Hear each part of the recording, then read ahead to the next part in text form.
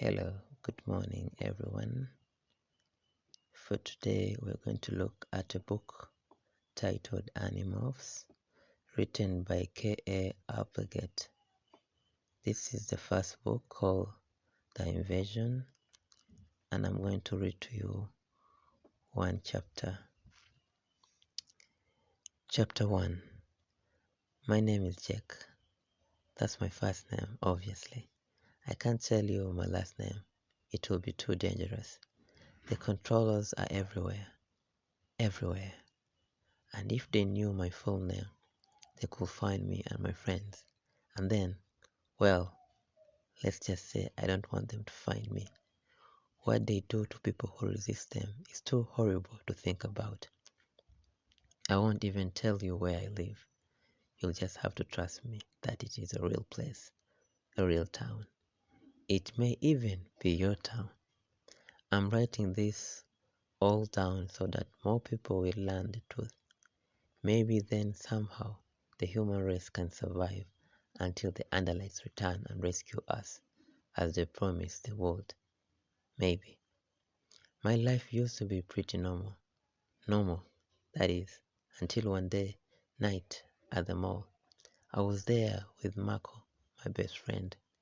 We were playing video games and hanging out at this cool store that sells comic books and stuff. The usual. Marco and I had run out of quarters for the games, right when he was ahead by a lot of points. Mostly, we're equally good at games. I have Sega at home, so I get lots of practice time in. But Marco has this amazing ability to analyze games and figure out all the little tricks.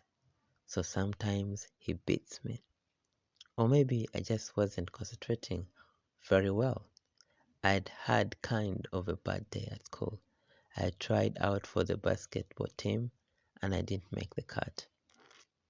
It was like no big deal, really. Except that Tom, he's my big brother, he was this total legend on the junior high basketball team. Now he's the main scorer for the high school team. So everyone expected me to make the team easy. Only I didn't.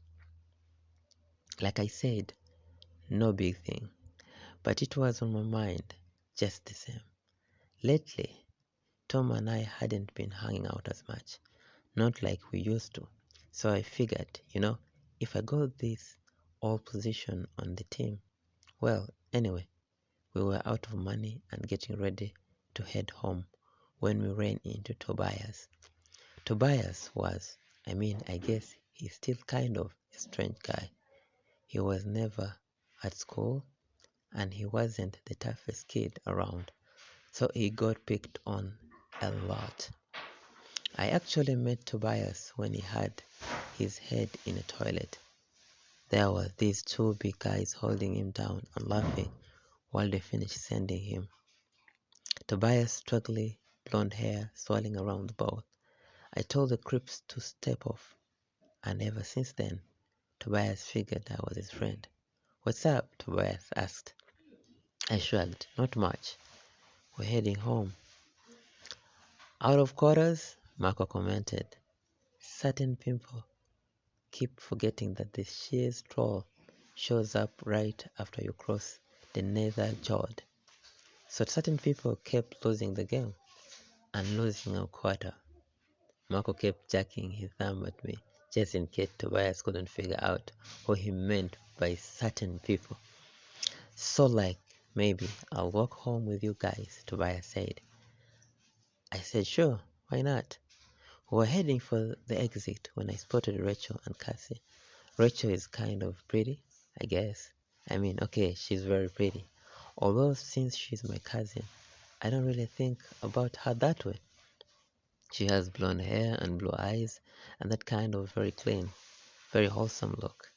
She's one of those people who always know the right clothes to wear and how to look like they just walked out of one of those fashion magazines. Like, she's also very graceful because she takes gymnastics, even though she says she's too tall to ever be really good at it. Cassie is sort of the opposite. For one thing, she's usually wearing jeans and a plain shirt or something else, real casual. She's black and wears her hair very short most of the time. She had it longer for a while, but then she went back to short, which I like. Cassie is quieter than Rachel, more peaceful, like she always understands everything on some different, more mystical level. I guess you could say I kind of like Cassie. Sometimes we sit together on the bus, even though I never know what to say to her. You guys going home? I asked Rachel. You shouldn't go through the construction site by yourselves. I mean, being guys and all. That was a mistake. I should never have suggested to Rachel that she is weak or helpless. Rachel may look like little Miss Teen model or whatever, but she thinks she's Tom from the X-Men. Are you going to come and protect us? You big strong man, she said. You think we're helpless just because? I'd appreciate it if they did walk with us, Cassie interrupted. I know you're not afraid of anything, Rachel, but I guess I am. Rachel couldn't say much about that. That's the way Cassie is. She always has the right words to stop any argument without making anyone feel bad. So there's where the five of us, Marco, Tobias, Rachel, Cassie, and me, five normal mall rats heading home. Sometimes I think that one last moment when we were still just normal kids, it's like it was a million years ago, like it was some totally different group of kids. You know what I was afraid of right then? I was afraid of admitting to Tom that I hadn't made the team. That was as scary as life got back then. 5 minutes later, life got a lot scary. To get home from the mall, we will either go a long way around, which is the safe way, or we will cut through the abandoned construction site and hope there weren't any axe murderers hanging around there. My mom and dad have sworn to ground me until I'm 20 if they ever find out I've cut through the construction site. So anyway, we crossed the road and headed into the abandoned construction site. It was a big area surrounded on two sides by trees, with the highway separating it from the mall area. There's a broad open field between the construction site and the nearest houses. It's a very isolated place. Originally, it was supposed to be this new shopping center. Now it was just all these half-finished buildings looking like a ghost town. There were huge piles of rusted bins, pyramids of giant concrete pipes, little mountains of dirt, deep pits that had filled up with black, muddy water, and a creaking, rusted construction crane that had climbed once while Marco stayed below and told me I was being an idiot. It was a totally deserted place, full of shadows and sounds that made the hair on the back of your neck stand up. When Marco and I went there during the day, we always found out these beer cans and Lego batters. Sometimes we found the ashes of little campfires in the hidden nooks and crannies of the building. So we knew that people came there at night. All that was on my mind as we crept through the site. It was Tobias who saw it first. He had been walking along, gazing up at the sky. I guess he was looking at the stars or something. That's the way Tobias is sometimes, off in his own world. Suddenly, Tobias stopped. He was pointing almost straight up. Look, he said. What? I didn't want to be distracted because I was pretty sure I'd heard the sound of a chainsaw killer creeping up behind us. Just look, Tobias said. His voice was strange, amazing sound, but serious at the same time.